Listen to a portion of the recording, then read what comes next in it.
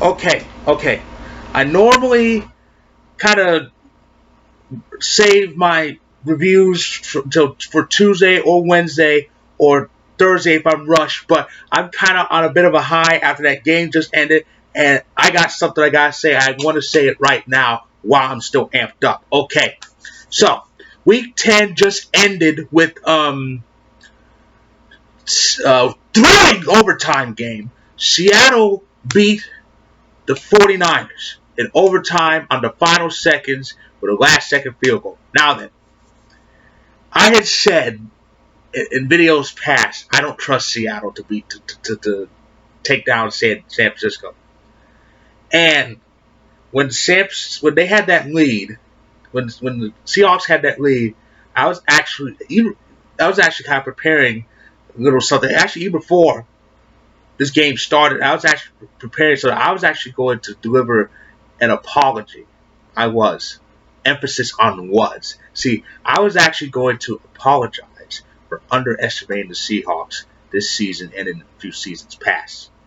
However, if they had won convincingly in regulation, I definitely would have apologized. After what I saw, I'm not the least bit sorry. Even in victory, I was proven correct because Russell Wilson, the fuck up that he is, on many occasions nearly gave that game to San Francisco.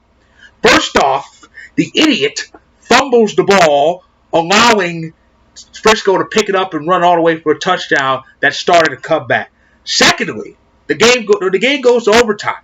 Okay, they have the ball first, and Russ in a prime position to do something right, he, as usual, fucks up. He throws an interception. Thank God I'm a Packers fan because Aaron Rodgers never fucks up. He is perfection. If Aaron Rodgers threw that pass, you know where it would have landed? In the hands of Davante Adams for a touchdown. But this is Russell Wilson. That motherfucker doesn't know how to throw passes or do anything else for that matter. So he throws an interception like he always does and pretty much gives San Francisco a great chance to win this thing. However, San Francisco's kicker has a bit of an aberration and hooks this thing. And all of a sudden, Russell Wilson has a second chance. But he was throwing bad passes yet again. So that gave the Niners yet another chance. But their defense did what they've been doing for years, bail Russell out. So and when it was all said and done, they got the ball. Carson ran them all the way, and the field goal was made, and the Niners are undefeated no more. And I had to hear those ESPN morons put Russell on a pedestal. This game is why Russell Wilson is the MVP candidate. Bullshit. Seattle won this game in spite of Russell Wilson. Okay? Russell single-handedly almost gave that game to San Francisco. He was fucking up left and right and in the middle, okay? If it wasn't for his defense and that kicker, San Francisco would still be undefeated, okay? Russell Wilson MVP my behind, okay? They won this game in spite of that moron, okay? How he's in the NFL is a mystery. Like I said, thank God I'm a Packers fan because we have the GOAT. And the GOAT led the Packers to yet another victory. The Packers on Sunday afternoon won 24-16 over a very game and strong Panthers team that was trying to get its bearings together after a loss to Frisco and after a bye. And that was a hell of an ending too. We stopped Christian McCaffrey of all people at the 1 yard line, pretty much inside it. He was about a few inches off. So yeah, the score says we won by 8, but really we won by about a few inches, about 6, 7, 8 inches. But a win is a win. We got that W, and Atlanta. Oh my God! You know, Week 10 was one of those weeks. Week 10 was a week full of upsets. Week 10 was week 4 upsets. Tennessee beat Kansas City. That was one. And the biggest one, well, what happened just earlier tonight was pretty big, but I still say the biggest one was Atlanta. Because Atlanta, 1-7 Atlanta, with a terrible defense, went into New Orleans and shut the Saints down. Only 9 points. Saints had a long streak of scoring double-digit home games. That ended. I think they were one game away from the record. But they went through that Swiss cheese offensive line and got to Breeze about 6-7 times. It was a mess. But ATL pulled it out. So the Saints lost. We won. And the Niners just lost. So it is a very tight logjam for home field. Now it's a 4-team race. It's really a 4-team race. It started off kind of as a 2-3 team race. We were in it, but only because we were so close behind San Francisco, New Orleans. Now it's kind of a 4-team race because you got 3 teams. You got 3 teams with 8 wins. Okay, San Francisco is still number 1 in the conference, but right behind them in the division is Seattle 8-2, and in the home field standings is Green Bay 8-2. The Saints fell to 7-2, which is still close. And, well, it can be considered a 5-team race, but the 5th team is Minnesota. They're not going to do anything. They're 7-3, but it's a fake 7-3. They're fugazi. You can forget it. And it's not like the, well, I was going to say it's not like it's the AFC, but Baltimore's win, well, they were on a bye week. They were playing Cincinnati, so it's a bye. Baltimore's win put them a game behind New England, who was idle, and if they end up tied, Baltimore has the head-to-head. So, it's possible Baltimore could end up with home field in the AFC. Wouldn't that be something? Oh my goodness! But yeah, I just can't believe this. I was watching this game, and a lot of Pack fans were conflicted. Like, we want San Francisco to lose, but Seattle, we can't stand them. But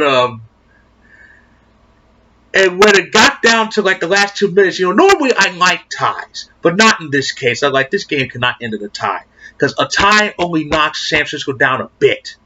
We need them to lose, and that's exactly what happened. Barely, but it happened. So the log jam in the NFC is tighter. In other news in the NFL, Miami won their 2nd straight game. Isn't that something?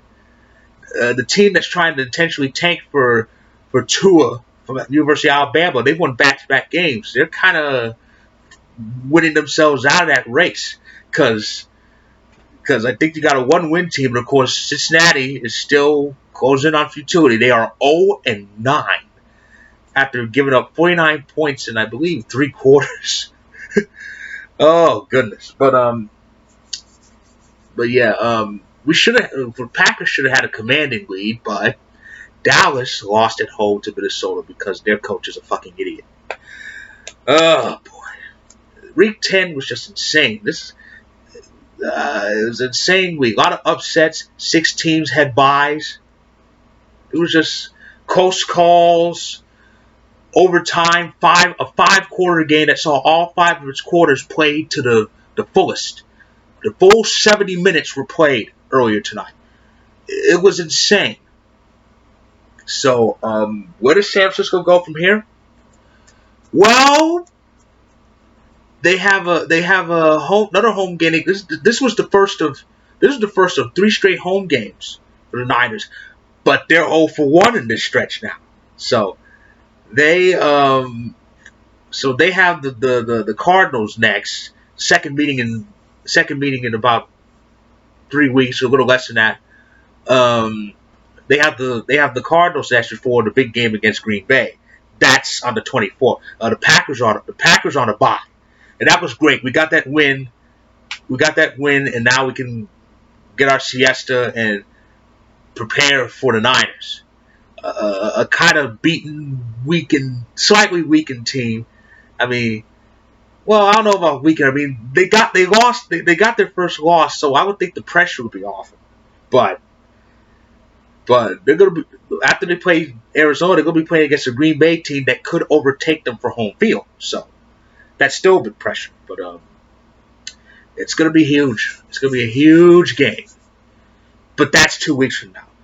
The focus is the upcoming Week 11. That's right, Week 11. There's 7 weeks left of the season, and it starts with Steelers and Cleveland. How about Pittsburgh, huh? 0-3. They've won. 0-3. They've won 5 out of their last 6, and they're kind of sitting pretty. They would be in the playoffs if the season ended, and all with Ben injured, and after they got rid of Le'Veon and Antonio Brown, they could be in the playoffs. Amazing. I think Thursday should be a lead to victory for them. Kansas City actually ends Week 11, but Oakland's at home, and they could overtake Kansas City if the Chiefs keep struggling. Kansas City ends Week 11 in Mexico City next Monday against the Chargers. That's right. They're going to try this again. Well, last year they were supposed to play the Rams in Mexico City, but the field conditions weren't right, so they ended up playing the game in the Coliseum. That was the 54-51 greatest game ever game. The Rams, who are struggling, are playing Sunday football against the Bears, who are really struggling.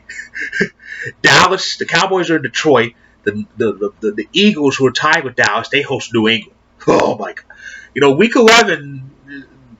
I think Week 11 is going to be that week where we weed out the contenders from the pretenders, because this is really the last week for some teams. If some teams who are kind of struggling out of it, if they don't win, they could pretty much kiss the playoffs goodbye, adios, sayonara, au revoir, auf Wiedersehen, you name it. So, Week 11 is going to be interesting because we're in mid-November, and that's playoff talk. It's playoff talk month. Playoff races intensify in December, so teams who are trying to get in, you better win, or else you're into December nearly fucked. So that's my review of week number 10.